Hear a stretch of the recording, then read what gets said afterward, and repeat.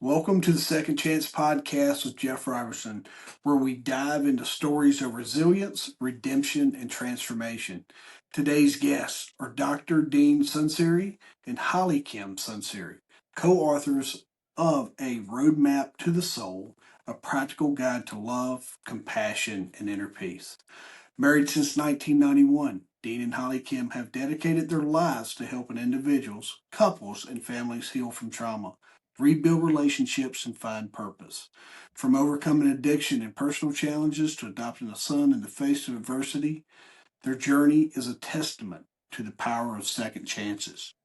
Get ready for a heartfelt conversation filled with wisdom, hope, and practical insights for turning life's biggest obstacles into its greatest treasures. Welcome to the show, you guys. How are we? Pretty good. Good. I Good, like that good. introduction. That's Yeah, good. nice. That's awesome. Yeah, I was just reading up on everyone and just kind of getting to know you all. And we talk a lot about second chances on here, but Holly Kim, I was learning more about your recovery from addiction and just your walk through the criminal justice system is just incredibly inspiring by itself. What mindset shift or moment was the catalyst for your transformation, and how did it shape your approach to helping others? Well, I got sober at 22. However, I was convicted at 19. Yeah, Yeah, I think it was 19. I was convicted. And in that, I was looking at 10 years in the penitentiary. I had to plead guilty to get a year probation. yeah, And however, this is in the early 80s. Yeah, early 80s. And if I got in trouble in the 1 year, I was looking at 10 years, no good time. yeah, So that was a bit of a mess, right? yeah. And you would think that I would have gotten sober from that, but I didn't. One of the things that a lot of people don't understand that aren't addicts is that we're not afraid to die. Yeah. We're afraid to live. So, living was my issue and learning to, love myself, which means I couldn't do love myself. So I really couldn't love you. Yeah. So through that process of, you know, the cycle of self-hatred, and I was married at the time, not to Dean, obviously. And through that, just my stepfather went to treatment, which I grew up with him since I was 6 years old. And when I was 21 years old, he went to treatment. And through the family week, I learned that there was this thing called tolerance. And as you used, your tolerance grew. Yeah. And then there came a day when you used a little bit, but it was like you used a lot. And at that point, you could overdose and die. So when I came out of that, came out of the family week and all that, I was using, and I did some secanols and it didn't touch me. And I knew I'm on my journey. And at that point, I loved Jesus. And I know a lot of people are like, oh my God, but I shot dope with Jesus, okay? Yeah. Because that was the only person I knew that loved me. Well, I didn't love me, but I was hoping he'd love me, right? Or at Yeah. least he understood me. I felt like he understood me, even though I was in this mess, that he had compassion for me. So through that process, calling out to him, I had to make a decision. Was I going to try something different? And that's what I did at 22. I decided to, take that journey and get sober January 10th of 1983. And it's been 41 years, be 42 if I make it to, Yeah. January 10th of 2005, 25. It seems like you're well on your way, though, right? I hope so. She better not mess up at this point. I still work hard, but I still work on myself because I'm a human being, and Yeah. we've had lots of friends that have committed suicide through recovery, 30 Yeah. years sober, go back out. So, I don't take it for granted. Like, it's not like I have lots of safety things in place. Yeah. And, I'm in a group with some women, I still work on myself. So, I'm not lax. You really summed it up coming out of the gate, right? Of speaking to that person that is struggling and they're alone. And what you said there, I didn't hear it till later in life, but I never struggled with addiction like you all did, but coaching and some of the things that I get to work in, but even my own personal stuff. And my wife helped me with that one time about learning to love yourself. And once that was said to me, was I would remember going back, and like you said, I had these quiet conversations, and sometimes loud anger fueled with God, right? And Right. just throw it, just letting who, the universe Yeah. have it, because I was struggling to figure that out. And um my friends, and I remember hearing the term like get right with you, man. It's like you really need to get right with you. And I didn't understand what that meant. Um and then my wife one day was talking to my daughter, and she said, they were talking about, my daughter's young, and she was like talking about marriage or love or something. And my mom said, or my wife said, once you learn to love yourself, then the right person's gonna come along for you to love. And I Mm-hmm. was like, Mm. dang, right? It was just that's. And you don't like the way you summed it up there is, you're like, for me, you're talking 35 years maybe or so of just struggle in my head of fighting with that. So I understand the way you sum that up, and you sum it up so good. Like the way you frame that is such a.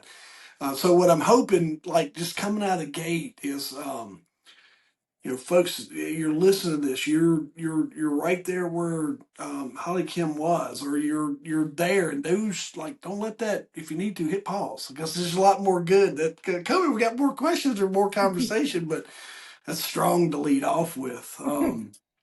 But Dean, even yourself, you survived a riptide, which is a powerful metaphor for life struggles. Can you share how that experience changed your outlook on life and how you approach your challenges now?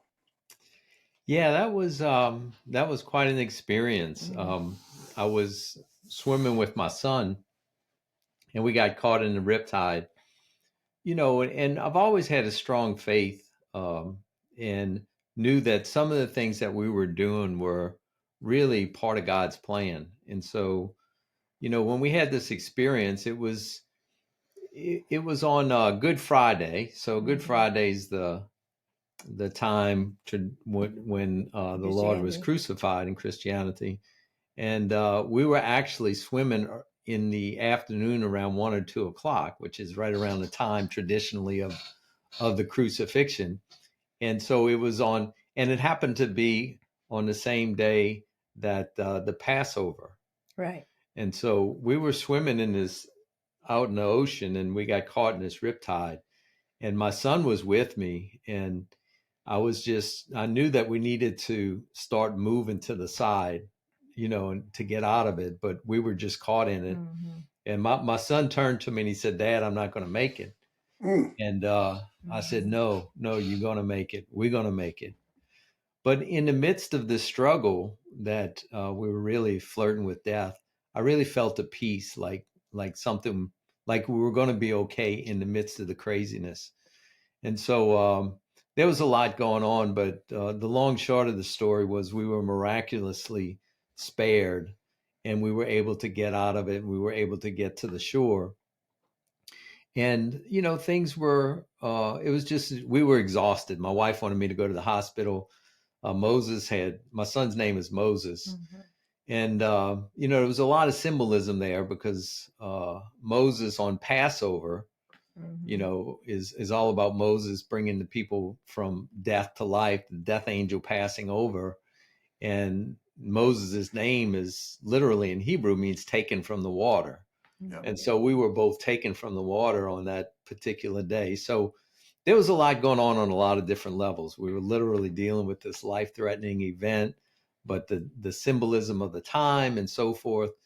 And so I was encouraging him once we survived. I said, this is part of our destiny. We were meant to be taken out today, and there's a plan, there's a purpose to our lives, and we need to know what that is, and certainly give thanks to God. But I mean, for me personally, it's really just turned into every day's a gift, you know, Every day is I'm just thankful that I'm up another day and get to do what I believe God has called us to do. And it really is being able to help people like we're doing today and talking about some of the gifts that he's given us. But yeah, that was quite an experience. It was things just shifted when you kind of look at death in the face, and then overcome that and see that it wasn't just me that was delivered me. It just gives a whole different perspective. So yeah, it was quite an extraordinary experience. No, you're right. When you get to brush up against your mortality and just kind of take that deep breath of realizing how fast you could have left here. Mm-hmm. That is, and then I am 100% on that. Yeah, somewhere along the lines, you all meet. And I enjoy hearing the stories of how folks connected just as much as I do some of the other stuff. But life kind of crosses your paths together. What did that look like? Yeah. Well, I was divorced and Yeah, moved to the city. I lived in Baton Rouge in one city and came to New Orleans. And I was a substance abuse counselor and definitely grieving a relationship and not looking for another one. yeah, So, on my journey and, love God and love Jesus and wanted to know more. And I met Dean and, the funny We had story. a mutual friend. In fact, I talked to him last week. He called me and reminded me of the story. His roommate was HollyKem, Yeah, and Robert yeah, and right. HollyKem were roommates. And I was in the seminary at the time. To be a Catholic priest. Yeah, to be a Catholic priest. And I was really on my way out. I was just had some experiences in the 12-step program and kind of looking at my own recovery process that helped me grow closer to God, but kind of out of the seminary system. And Robert he came to the seminary for lunch. I forgot that. And he was looking at around. He was like, this place is dead, man. And he was looking at me. He was saying, you too serious. You need to have fun, man. So he felt sorry for me. And so he said, you need to come out with me and my roommate and some friends, and we're going to have fun. I said, okay, where are we going? We meeting at a coffee shop. So PJ's Coffee Shop or Magazine was the day that his roommate walked in the coffee shop. And, I took celibacy, the commitment to that, very seriously. And, but when I saw HollyKem, things began to awaken. until that moment, right? Yes, that had been dormant for a long time. I was like, okay, what's happening here? But no, we had met, and I was quite intrigued by her because there was something about, she's from the Bayou. She's from, there's a certain rawness that's so beautiful. Yeah. Like she's one of the only persons I know that can curse and say God in the same sentence, and it's not sacrilegious. Yeah. It just makes total sense. So I had met her, and she had such a real, authentic connection that was really admirable. And I think that's what drew us together. We both were seeking, spiritual health, psychological health, emotional health, and we found each other at a time when we both were wounded in certain ways, from different ways. But she was coming from the streets, I was coming from the seminary. But we met, and then and so we. What did you say when you first met me? Oh, I asked him, my roommate, I said, tell me about that guy again. And he said, tell me about him again. And he goes, well, he is in the he's in the seminary, but I'm dyslexic. I say things wrong. And sometimes I don't even ask what that means. And I didn't. So when him and I were walking, he happened to be walking next to me. And I was like, so how do you like it in the cemetery? And That's right. I didn't even know I said it wrong, right? And he goes, oh, it's kind of dead there. And I said, oh, well, that's not good. So then it's about 20 of us. We all go dancing, because we're all in recovery, in a little pack, right? We all go dancing, then we all leave together. And someone says when we're all dancing that guy, pointing to him, that he's going to be a Catholic priest. I said, he is? I said, I have got to talk to him.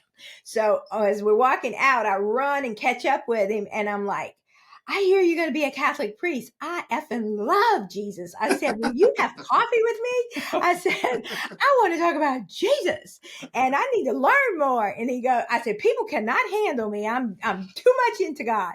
And he said, well, sure. So then we started having coffee and, asking questions about God and just talking about, what we were healing from and that kind of thing. And we became just really good friends. And then he liked me, and I'm like, no, you're too young. So, but he didn't give up. Thank God. It also led to you to adopting a child. Yeah. After overcoming both your like just personal hurdles. But that had to be probably one of the most rewarding but daunting events in your lives. But how has that journey as parents impacted your perspective on just love, forgiveness, and Mm. second chances? Or how's it help kind of mold you two now?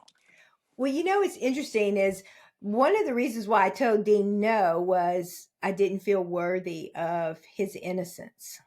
Mm. And then when we were talking about, we were married 8 years before we got Moses. And when we were, one day, my sister has 8 children, but at this point she had 7. Her 7th child is Joshua. And she happened to live close to us. She had always lived away. And so she moved back to Louisiana and she asked us to watch Joshua one time. So I'm holding Joshua and he's about 4 or 5 months old. And I start to weep. I mean, hysterically weeping. And I realized that I just did not feel worthy of that innocent love. Yeah. And as I started to realize that and work on that, then that opened us up to adoption. Yeah. And so and then there was issues because I was pardoned. Yep. I was pardoned by the governor of Louisiana, not the one you can buy from. The one you had to be honest. So I was pardoned. There was only 6 of us out of 300 and something, but I was never expunged, which I didn't even understand all that. And so I ended up, when we decided to adopt internationally, I couldn't meet the criteria because you have to be expunged. Yeah. So we took us a while to get that done. Yeah, I called my hotshot uncle lawyer. He's my godfather, Uncle Larry. And I said, you may not know this about my wife, but she's a convicted felon, and and we need some help. We need some help. He said, I'm not a criminal lawyer, but I'll do whatever I can. Mm-hmm. Yeah. And so he, you talk about second chances. Yes.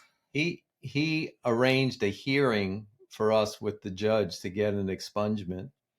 And at that time, they were no longer given expungement in because Louisiana. it has been so abused. And so he had asked me to see if I can get a few letters together from people that HollyKem has served as a counselor. And I sent out a notice for people to write, explain what we were doing, and character letters. And she probably got close to 80, 90 letters. Yeah. That's awesome. And I think it was just part of the healing process of just her reading those letters. But, we had given those letters. He gave them to the judge. He gave them to the DA. We had the hearing. And at the hearing, my uncle went up to go talk at the bench. We were just sitting out there, and you could see him talking. But he said that the DA said, "Look, I'm supposed to fight this, but I've read these letters. I have nothing to say, Judge." And the judge said, good. "By law, I'm not supposed to give this expungement, but I'm giving the expungement." And he gave her the expungement. And what was powerful, I was convicted when I was 19 years old, this on March 19th. 19 years and one day later, I'm in the same courtroom with the same judge. Oh, wow. Yes. And he gives me. Do you remember you, or judge remember you? I don't know. I remember Takes a lot of people. Just wondering, right? Hey, that's HollyKem. That's a good thing. You didn't leave a big impression on him when you were 19. Because if he would have remembered you, it may have been a bad, it'd been a different Yes. circumstance. Yes, because what he That's said to me, Jeff, when I was 19 years old, he said, "Where is your remorse?" yeah. And internally, I said to him back, I didn't say it out loud, obviously, but internally I said, "You couldn't handle if I let go of the pain that I'm in and how much Mm, cocaine it took to sedate me." yeah. I know. Yeah. That's in itself, though. When you look at, we never. I work with some folks, and in business. I told someone this the other day, and they was like, "What? I signed this and it's final." And I go, "It is until it's Mhm. not." And they're like, Mhm. "Well, what's that mean?" I go, "No, it's business. Nothing's ever final. You can always revisit an agreement, or you can if you want to negotiate. I mean, there's always time. Even after you signed and you need something to be changed, never. Right. And this is one of those too. When you spin it around into just life goes on, Mhm. and you get to live another day as long as you're waking up. Sun's, the one thing we know for sure, sun goes up and down. The clouds might get in the way, Mhm. but you get to live each day, and you can, whether it's 19, 20 years later, 30, whatever, next day, 4 years, you can go and absolutely make a difference. Yes. And you can and you can go find your peace and what you're looking for. And it's so cool to hear that, how that came out. But also it led to a book, a Mhm. roadmap to the soul. And Mhm. this is where you talk about transforming life's secrets into treasures. Mhm. Um, what do you hope readers take away from that concept, and how can they apply it to their own lives? Yeah, I think the key is to for us to each find our own purpose, right? And find a sense of direction that gives us meaning. And one of the things that we've learned over the years is that oftentimes our purpose is found in our Mhm. biggest hurts and our biggest secrets. So how do you go on a process where your secrets and your hurts are transformed into something that gives life to others, Mhm. and that becomes part of your purpose? I mean, we both dealt with addiction in our family systems, and that was always the most shameful thing in our lives, is dealing with that. And yet, once it was transformed, it became the way we Mhm. help so many others. So it went through the gauntlet of healing, and then as we go through that gauntlet of healing, then it turns into something that's, instead of being life taking, it becomes life giving. So our hope, the roadmap to the soul, is really a roadmap to help people go through that very same process, looking at their own lives and looking at some of the things that need to be, we say, healed, redeemed, Yeah. transformed, loved, all different words of saying that, so that it becomes part of the purpose, and becomes part of what we're supposed to give to others. So how do we do that? There's a whole process that HollyKem is gifted with dyslexia, and That's right. so she's really brilliant in so many ways.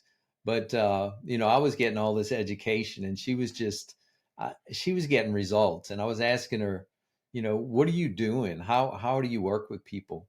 And she said, well, I see three parts. I see people switch. I see who they are, their hurt self, their angry self, a protective self, and who they are, their true self.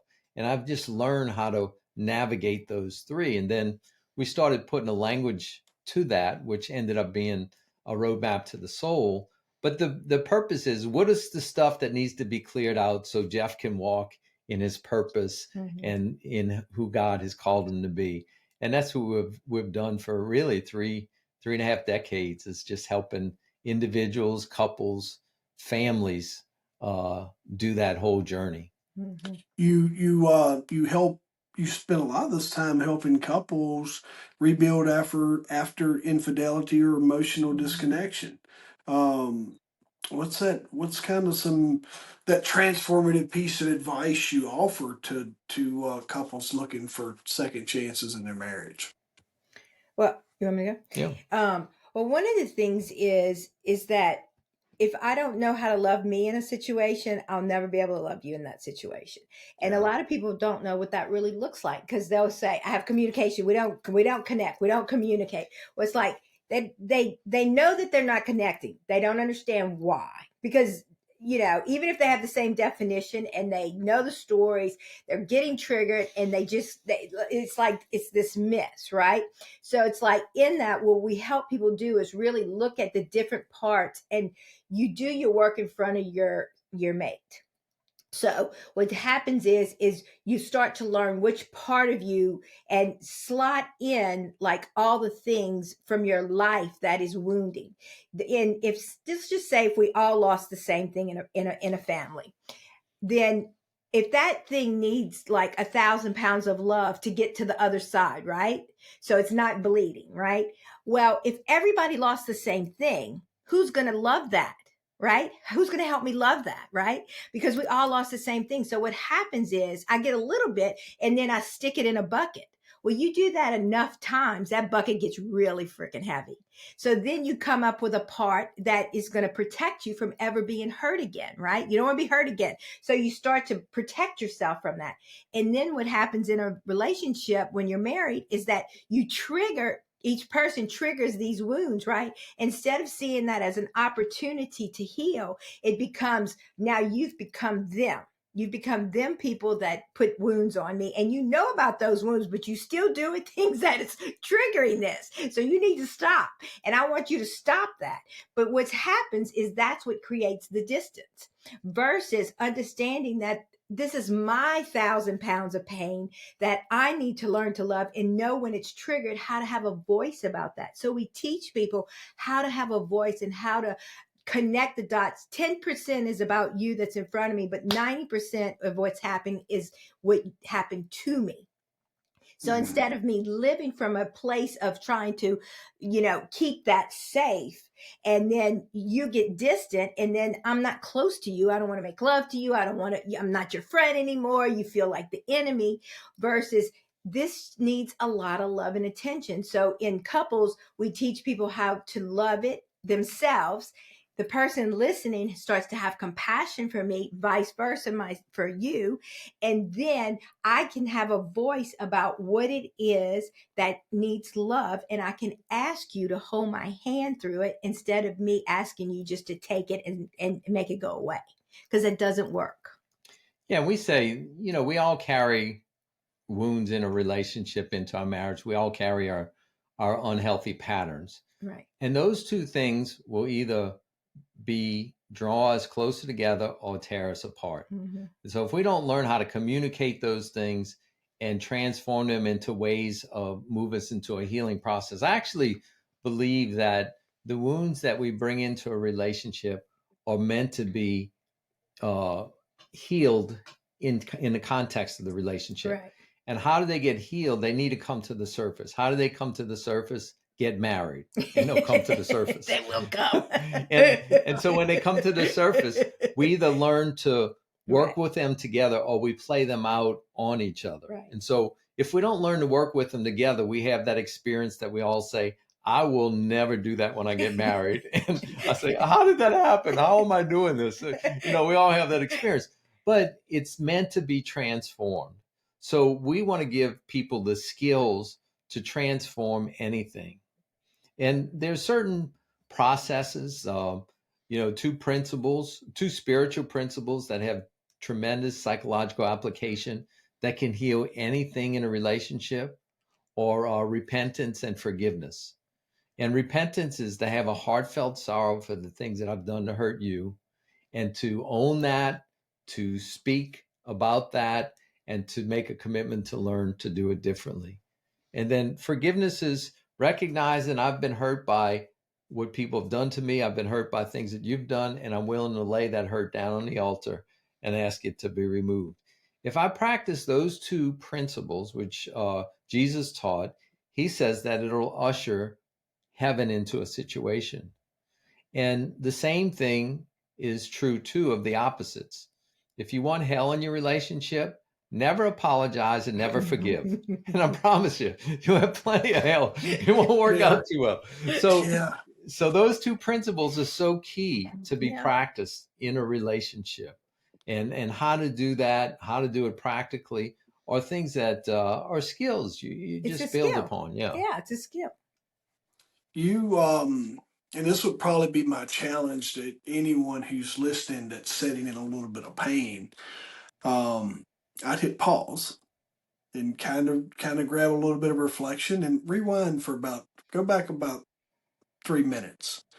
And let's listen to this part again, because there's a lot that's in that needs to be unpacked there, and you hit a lot of things that really spoke to someone who's stuck, and there's tons of value in that, just the last 3 minutes. And the only thing I would probably add when you get to forgiveness is, if you can get to the point where you can forgive yourself first, it'll really move fast for you. And if you can't do that initially, get it in there somewhere and just own whatever that mistake is, for yourself, and forgive yourself. I probably set on some things that I had set on some things way too long, because I just felt like I needed to carry them with me. And then I heard it one day, and somebody's like, why would you hold on to that? Forgive yourself. Hey, that's not a forever item, Jeff. Just forgive it, move on.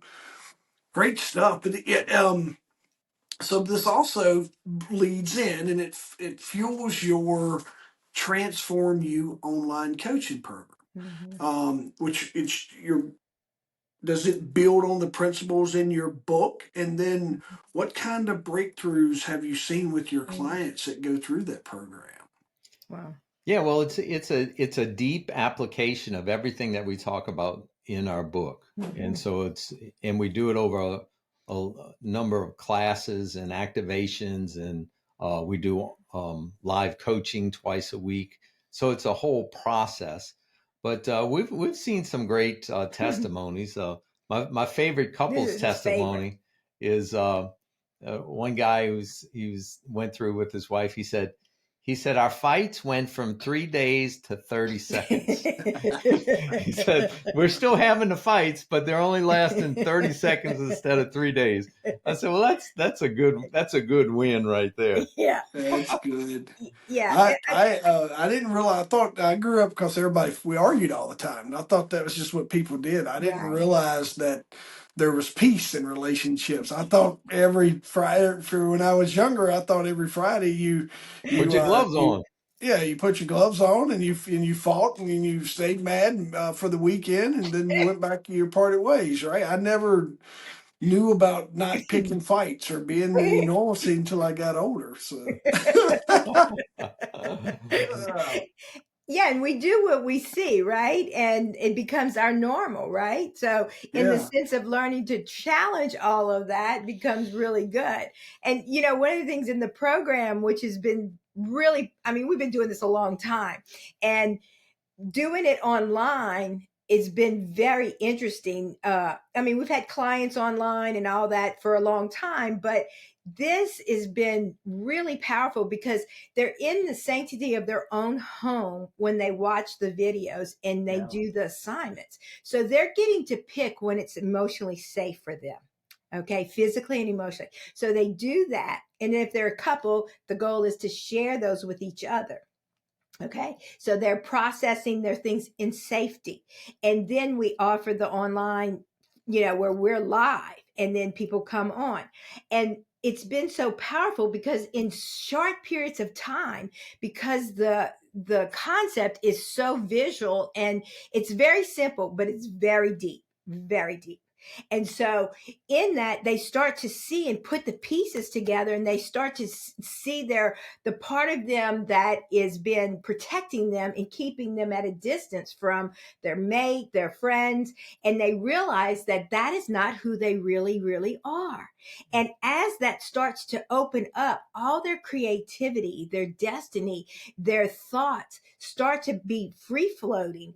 And it's like people that have like Christians that are just pastors or pastors' wives, and I mean, just lived a really wholesome life considering where I come from, right? It's like, it's one thing if you come from where I come from, you're like, oh yeah, I know that girl. That's like Beth on Yellowstone, right? But then you have other people that are like, their protectors are just socially acceptable and they're nice and yes, but they realize that's not who they really are.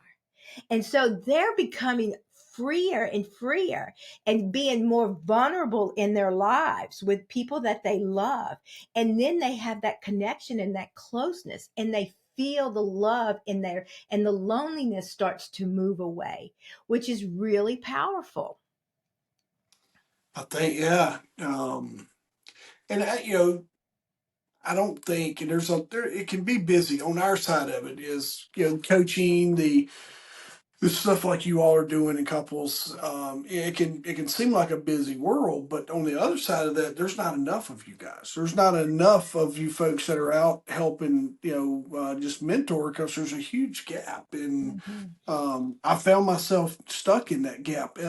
But Dean, you was talking about earlier, just growing up in a family that was impacted by addiction. Mhm. Um, how did those experiences shape your professional and personal mission to help others? Yeah, well, I think there's a number of things. I mean, when you deal with turbulence, like my parents' marriage was really good for a long time. I think it's just in my teenage years that they began to struggle Yeah, with when my dad's alcoholism progressed. But I think out of survival, you develop certain skills of depending on what role you take. I was kind of the helper, sort of peacemaker, Hero. hero, and so that was just part of the way I adapted. But it also was sort of the training that helped me learn to deal with people. I just had that extra sense of being able to tell where people are and had a different level of empathy and compassion. And so some of the very survivalistic things that I Mhm. developed actually became part of the skill set that I've been able to use to help others. I mean, it has the two sides of it yeah. in a sense that it could be any skill that we have could be used for good, or it Mhm. could run us down and wear us out. But that's the growing edge. So in some sense, I think that was part of the destiny that I'm so thankful for the family that I have been in, the great things that I was put in me, the struggles that we've had, because it really helped me learn to serve the people that I serve. And and I think when you experience certain things, you have another level of compassion and empathy when you go through things. If we talked about the riptide, look, if I meet anybody that's that's almost drowned and been through a riptide, I have deep compassion for Mhm. them. Anybody that's dealt with substance abuse in a family system and the impact of that, I have You deep can't compassion. teach experience. Yeah, Yeah. yeah. Yeah, So you can't, as whether it's a good experience or a bad experience. You Right. can't teach that. And when you have same, like I have tons of things that we could say are traumas. As someone, if I was being interviewed, they would tell me that was my traumas growing up, right, of childhood and violence and all the craziness. But it really sets you on a path to where Mhm. you're relatable, and yeah, both of you have to have that when it comes to working with people. If you listen to any of my episodes, I'm very transparent when I tell people there's probably a point in time when I needed to go find some counseling, some help. It was hard for me to find someone who could relate with what I Mhm. was going through. mm, Probably more so now, but it was also, I'm going to lean back again and say that may have been a crutch or an excuse because I didn't pursue, but we didn't have access to the internet as good as we do now.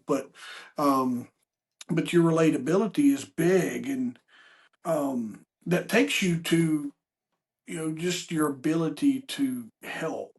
yeah, But Mhm.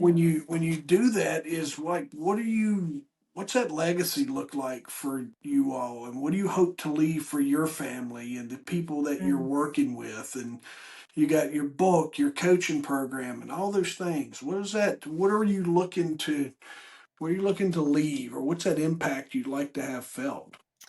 Well, I'll go, in the Word of God, it talks about leaving 7 generations of wealth. Yeah. And, the wealth that I want to leave and am leaving to our son is emotional health. Yeah. And, I can say he just got married Saturday. He's 25 years old and he is very emotionally healthy. He has boundaries. He's not afraid of man. He has a voice. He knows he has a connection with God. He knows how to pray. He knows who he is. You can't sway him. He's bold. And when things happen, he knows how to go within and look at what's happening.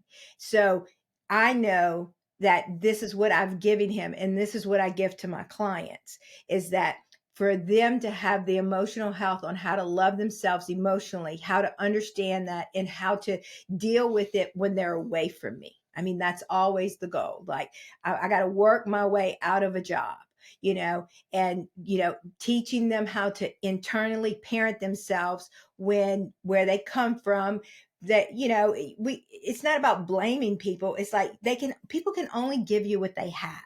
Yeah. They can't give you what they don't know. And whatever the reason is, there are evil people. I'm not, I know I've had lots of clients that have grown up in evil, but the majority of us grow up with people that they're lacking, they're wounded, and they're doing their very best. So it's like we look at that, and then we take the good, and then we look at what didn't work, and we figure out and we learn to love ourselves and get the skills so we can be better and give that to our families and our children. It's good. Dean, what are you going to add to that value bomb? She done did it. She done did it. Well, I think that it's pretty simple. I was learned, one of my first mentors taught me a very simple prayer. He said, God, help me to learn to have a greater knowledge and love of you, a greater knowledge and love of myself, and a greater knowledge and love of all those that I interact with today. Yeah. And so, really, when it comes down to it, those three relationships, love of self, love of others, love of God, is really what it's all about. So that's always been my heart, is to help people grow in those three relationships. And when you grow in one, it impacts the other two. Mm-hmm. When one is destroyed, it impacts the other two. Yeah. So I think that that's a pretty simple way that I feel called. Like, that's my calling, is to help people grow in those three relationships and to empower them. And sometimes if someone grows in learning to love themselves, and it clears up their relationship with others, it oftentimes will clear up a relationship and a connection with God, and vice versa. So that's really my focus of what I go after. And I think if we do that, then that's where we'll find our peace. And that's everything. Mm-hmm. Yeah. Yeah. Peace is a big deal. Yeah. And that's kind of takes us to where we are, right? Is that's your whole, as we wrap up here, and that's the way we began and the way that we end here. Mm-hmm. Through all this craziness, chaos, all the things, and our ultimate goal here Mm-hmm. is just finding peace. Yes. And you two do a great job of, just in this short time we've talked. Like, I hear this a lot because I work around it, but it's very relatable, and I think that's a big deal. How do you want folks to get in touch with you? Mm-hmm. Okay. Yeah, the easiest way is to go to our website, ihaveavoice.com. And at that, you can access a link to get our book, A Roadmap to the Soul. There's a link for our YouTube channel, which we have over 300 videos, free videos that you can watch. And if you're really ambitious and you want to look into Transform You and do the 4-month intense vow coaching program, we can certainly look at that. Mm-hmm. But there's links and all at ihaveavoice.com. Yeah, we'll make sure that I'll make sure we note those, just like everyone does. But it's always nice to have that. Not all links match up. I have a website, I have all the things, but shoot me a message through Instagram. You're going to talk directly to me without having to go through anything crazy. Just sending that message. But I can't thank you enough. To give me the opportunity to learn more about you and let me amplify your message and through my platforms. And I think there's a lot of power in that, and just our ability to connect. And on my podcast, I always do about second chances because I feel like life has given me multiple second chances, and some that Nice. I speak to when I speak, right? So I enjoy helping, and for the folks that are listening, this was me and Dean and HollyKem's get to know. We're just this was our first conversations in getting to know each other, and you never know where these conversations are going to go. And um, like I said, when we opened with just ultimate chaos and then as we ended our episode, just by chance, we focused on peace, and I Yeah. think that's a great way to wrap up. But I would love for us to reconnect in a few months and maybe have a client on there, or a story of something that been able to make a big difference, or whatever that looks like, and just have you guys' brains working about what you'd like to come back on, and let's just talk about it. You guys can tell me all about it. So Okay. Yeah, that'd be That sounds great. good. And I love what you're doing because, so many people, when you're in the pain, you think yeah, it's it. This is it. yeah. And to know that, no, it's not it. It's just a moment, and that there are second chances over and Finding over and finding over. finding the right voice that will come into your ears. Hmm. Now, I had thousands of people probably telling me, Jeff, it's gonna be all right, it's gonna be all right. But I did not want to listen to anyone. And Hmm. there was a moment when I can almost think about the person who said it. And I was like, oh yeah, that's what I need. Yeah, hang on, say it again. And everybody over here is like, we've been trying to tell you, and I'm like, ah, stop talking, I'm listening, right? Right, right, And right. so I'll tell everyone, I just wasn't ready to listen. I heard you all the whole time. I just wasn't ready to listen. I think there's a Right. lot to be said for that too. Yeah, that's good. Thank you all. Thank you for being with me tonight. Yeah, thank you. Thank you Thank so you. much. All right.